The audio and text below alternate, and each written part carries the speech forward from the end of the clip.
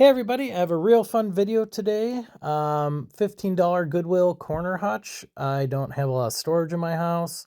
It's just missing a shelf. So heck yeah, I'm gonna bring it home. These things are not cheap.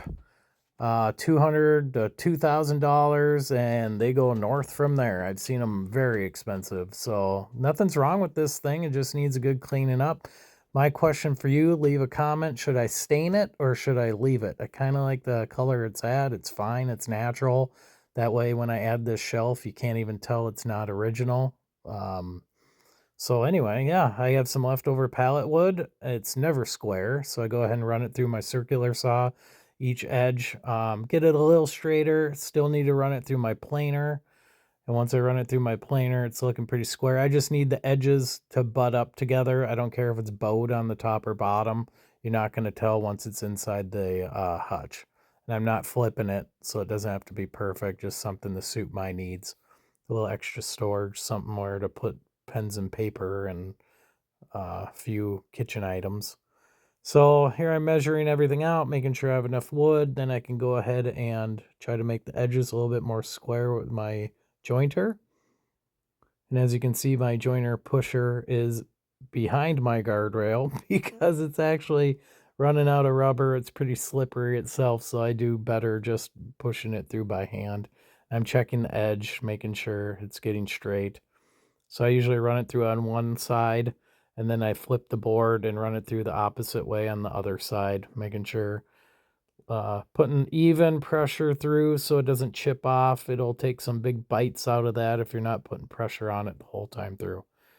Make sure you spread your glue. I'm going to be clamping this together. Then the next day, flip it, and I'm going to be using the bottom side as my top because as long as it's down flat like this, that bottom side's going to be obviously flatter than the top side. So that's my trick. Always have your working side on the bottom when you're clamping something that's not completely even. But yeah, for leftover pallet wood that was free, Hutch for $15. I mean, I think this was a slam dunk. I have my speed square, my edging. I can make some 45s. I know I'm going to be on point. And then wherever it comes to the tip there, I know it's 2.5 inches across. So some easy math there at least. Then I use that square for my edge, so I'm making a straight cut. If you haven't yet, like, subscribe, share. I'm going to be doing a lot more woodworking now that it's winter. I have a heated garage. Do a lot of stuff with meat, making jerky, stuffing snack sticks, smoking meats. That won't stop in the wintertime either.